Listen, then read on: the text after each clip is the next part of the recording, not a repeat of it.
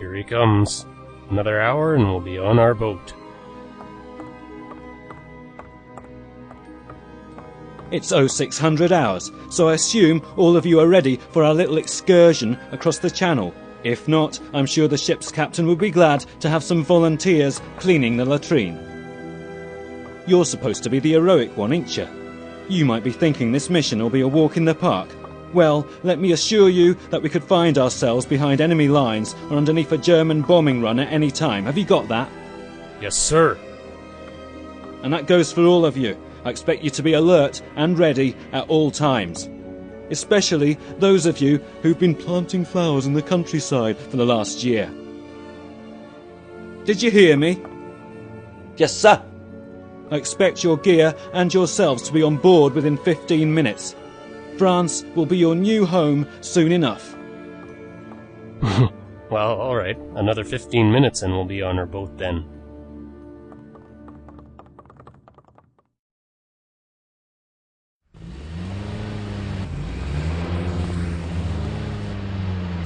I wonder what's keeping Cooper. He's probably lost, trying to find a functioning loo. A functioning what? There he goes. Cooper! Well, here you guys are. So, Lance, the sergeant tells us you were at the raids on Dieppe. Yes, I was. The three of us were together for the raid on Omaha Beach. Ah, I'm glad you all made it out of there. I know what it must have been like. We heard it was worse at Dieppe. What happened there? You know, that was 2 years ago. To the day. To the hour, really. We landed on Green Beach pretty much on time. From what I understand, we were one of the few groups to land before the sun rose. I remember we pressed in and managed to eliminate a number of machine gun emplacements. There was a bridge we were supposed to capture, but the Germans must have been tipped off. They had a whole division backing them up, and they swarmed at us from every direction. By 1000 hours, we had no option but to begin the retreat back to the beach. I was embedded with a group of Canadians, called themselves the Cameron Highlanders. One of them, a Private Walter Sears. Let's just say he was on top form that day. As we were rushing back to our landing craft, a mortar round struck the ground not 15 feet from us. But Walter spots a German manning a machine gun 100 yards up, and completely unfazed, he just goes rushing in through the trees. So now he's up there with his Sten gun in a firefight, mortar rounds peppering him. The last time I heard him tell the story, he killed not only the machine gunner, but 2 others with a knife and another with his bare hands.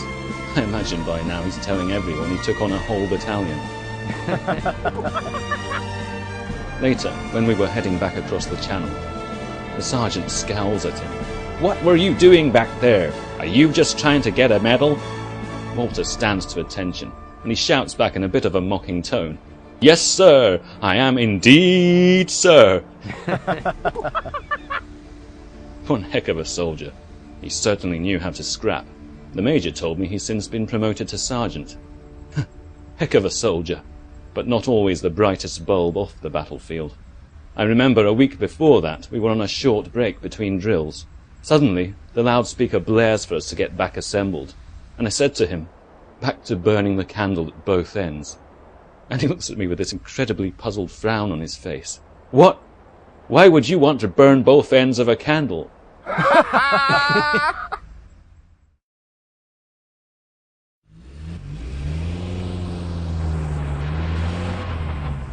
Is there any possibility that this could be delivered before the 1st of September? It's for my wife, our first anniversary. I don't think so, sorry. Where is the letter going? Nottingham, in England. Oh, to England. Well, it won't take as long, but I still think it'll be a few days into September. Oh, all right. Thanks. All right, men, look alive.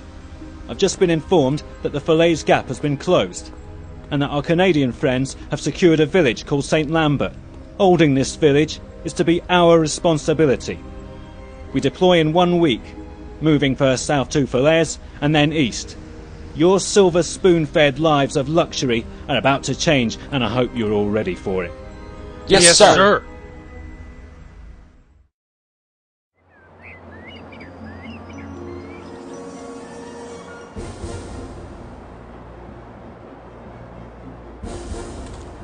Attention!